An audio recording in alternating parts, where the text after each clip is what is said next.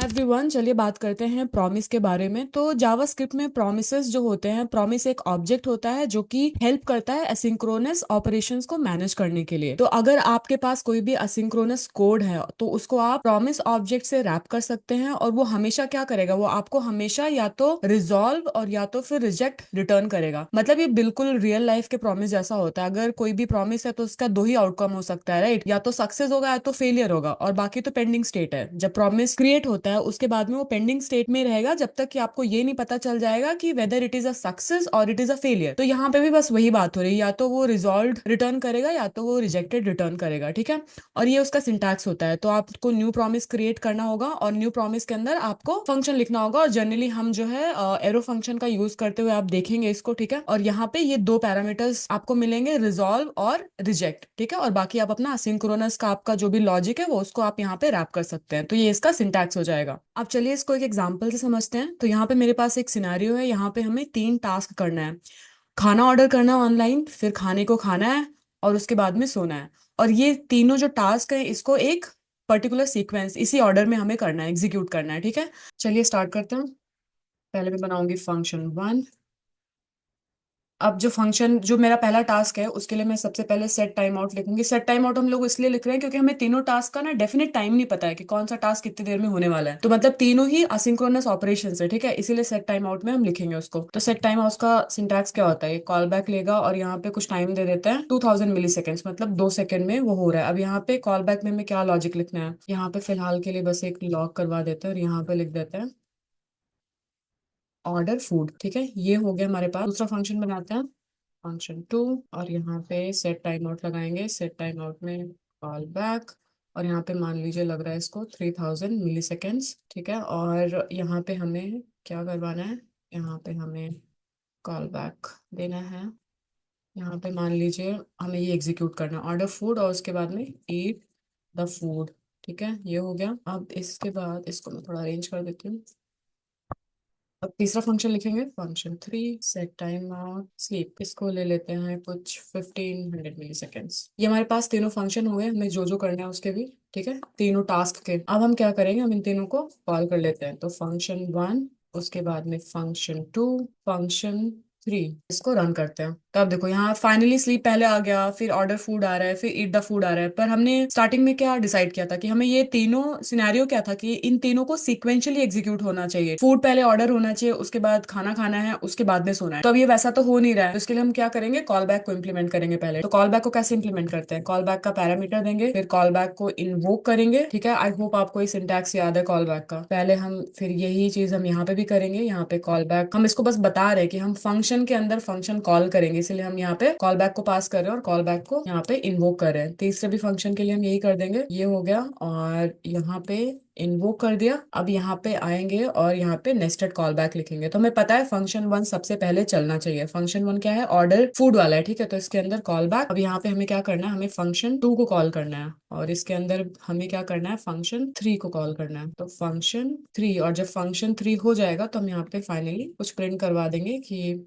All done. अब यहाँ पे आप देखो भी क्या बन गया, ये कॉल बैक हेल हो गया, नेस्टेड कॉल बैक्स। तो अगर आपको नेस्टेड कॉल बैक्स के कॉल बैक हेल के बारे में नहीं पता है तो मैं डिस्क्रिप्शन में लिंक दे दूंगी, आप कॉल बैक हेल के बारे में पहले समझ लो बेसिकली, उसके बाद में आपको ये समझ में आएगा। तो अब ये कॉल बैक हेल वाले सिचुएशन को रिजॉल्व करने के लिए हम प्रॉमिस का यूज करेंगे, ठीक है।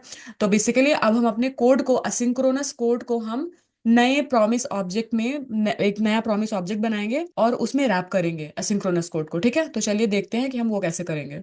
तो हम जब प्रॉमिस का यूज करेंगे तो हमने जो यहाँ पे कॉल बैक हेल में किया है वो हम मेथड चेनिंग के थ्रू कर सकते हैं, ठीक है। तो हमें कॉल बैक हेल का जरूरत है नहीं।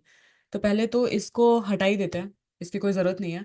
अब जाते हैं और इसको प्रॉमिस को इम्प्लीमेंट करते हैं। तो इसका सिंटैक्स ये है, ठीक है। इसको कॉपी कर लेते हैं और यहाँ पे जाते हैं। तो पहले फंक्शन 1 में ये इम्प्लीमेंट करते हैं हम लोग। तो यहाँ पे लिखना पड़ेगा हमें return new promise, return new promise, और यहाँ पे ये एरो फंक्शन लिखा गया है यहाँ पे, ठीक है। अब यहाँ पे आपका असिंक्रोनस कोड कौन सा है, असिंक्रोनस कोड को यहाँ पे रैप करना है ना। तो ये हमारा असिंक्रोनस कोड है, इसको उठाएंगे और इसको यहाँ पे रख देंगे, ठीक है। अब हमें कॉल बैक का जरूरत तो है नहीं क्योंकि हम प्रॉमिस को इम्प्लीमेंट कर रहे हैं, करेक्ट। तो कॉल बैक हटा देते हैं और ये कॉल बैक को जो हमने यहाँ पे इन्वोक किया है इसको भी हटा देते हैं। अब सेम चीज हमें करनी होगी बाकी फंक्शन के साथ भी, ठीक है। तो यहाँ पे आएंगे और यहाँ पे लिखेंगे रिटर्न न्यू प्रॉमिस। ठीक है, अब यहाँ पे क्या हो सकता है, रिजॉल्व या रिजेक्ट। ठीक है, तो रिजॉल्व, और यहाँ पे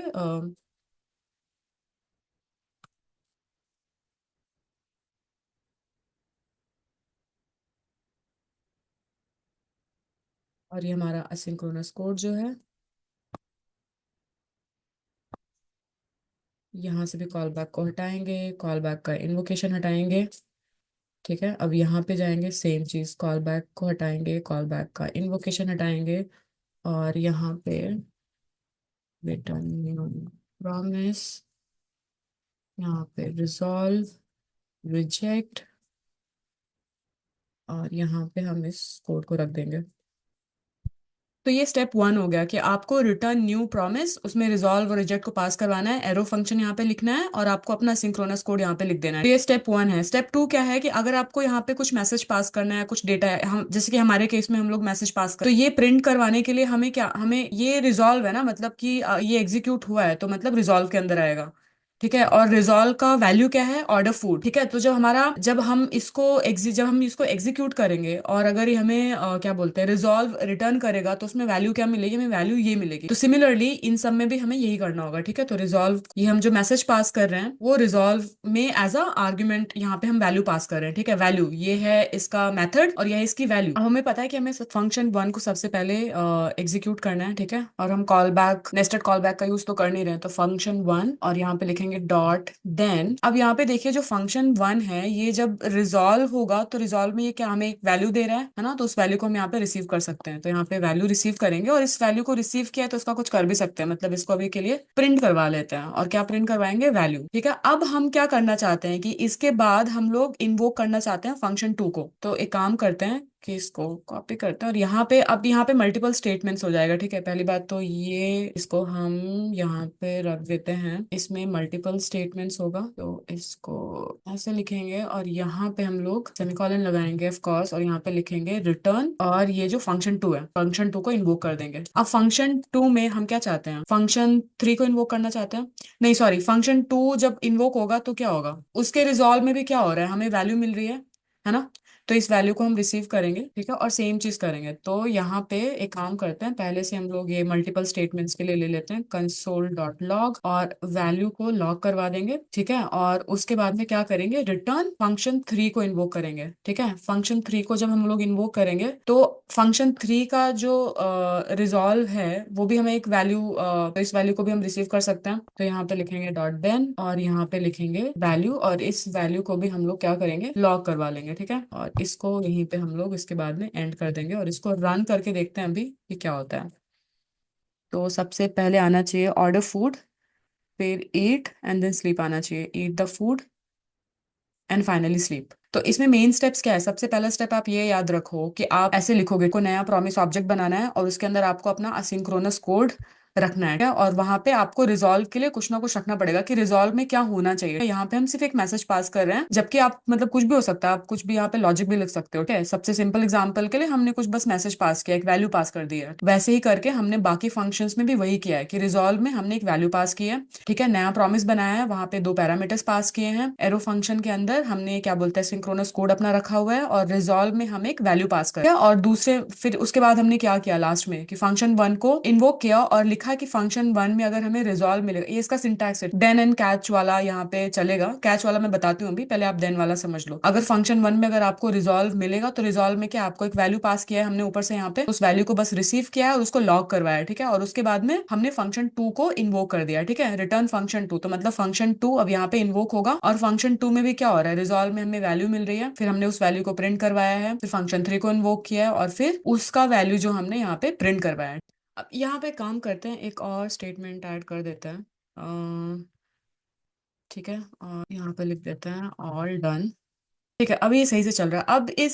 अब इसमें ना एक और चीज है, कैच वाला जो मैं आपको बोल रही थी अभी, तो ये यहाँ पे तो रिजॉल्व कर रहा है, बट अगर रिजेक्ट रिटर्न हुआ तो क्या होगा। तो एक काम करते हैं कि हर सारे फंक्शन में एक कंडीशन ऐड कर देते हैं। पहले तो ना एक वेरिएबल बना लेते हैं, मैं यहाँ पे एक वेरिएबल बनाती हूँ, कॉन्स्ट। तो मैं खाना तभी ऑर्डर कर पाऊंगी जब किचन ओपन होगा। ठीक है, तो मैं एक वैल्यू ले लेती हूँ यहाँ पे, इज किचन ओपन, और इसको पहले मैं ट्रू ले, और ये रिजॉल्व मैं तभी रिटर्न करूंगी इफ ये वैल्यू जब ट्रू होगी, तब क्या होगा, ये हमें रिजॉल्व मिलेगा। पर अगर किचन ओपन नहीं होगा तो क्या होगा, तब रिजेक्ट मिलेगा। ठीक है, तो यहाँ पे रिजेक्ट, और यहाँ पे कुछ मैसेज दे देते हैं, स्टूडेंट ऑर्डर। ये हो गया। अब ये ना रिजॉल्व और रिजेक्ट है ना, बाकी फंक्शंस में भी हम लोग कर लेते हैं। अब यहाँ पे क्या है, ईट द फूड है। ठीक है, तो यहाँ पे एक वेरिएबल बना लेते हैं, कॉन्स्ट एट करके यहाँ पे ट्रू कर देते हैं।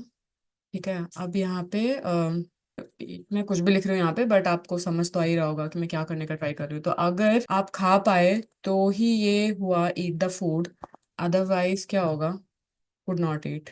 ठीक है, तो यहाँ पे ये गए, और एल्स में यहाँ पे हम लिखेंगे रिजेक्ट। ठीक है, और रिजेक्ट में ओके, ये हुआ। ठीक है, अब यही चीज हमें इस वाले पे भी करनी है, तीसरे वाले में, डिड स्लीप। इसको यहाँ पे मैं दे देती हूँ ट्रू फिलहाल।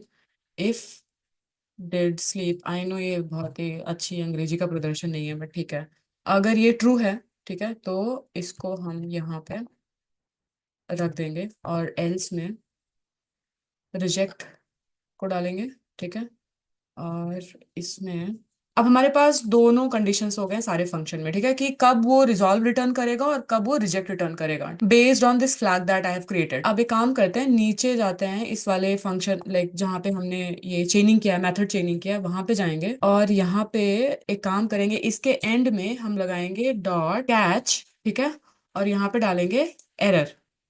ठीक है, और एरर के टाइम में हम क्या करेंगे, हम लोग लॉग करवा देंगे। क्या लॉग करवाएंगे, एरर को ही लॉग करवा देते हैं। ठीक है, एरर, और इसको यहाँ पे एंड कर देंगे। अब अगर मैं इसको एग्जीक्यूट करूँ, सेव करूँ, तो अब देखिए क्या होगा। अभी तो सब में ट्रू ट्रू है ना, मतलब ट्रू वाला, ये हर जगह पे मैंने ये फ्लैग की वैल्यू ट्रू दे रखी है ना, order food, eat the food, finally sleep and all done.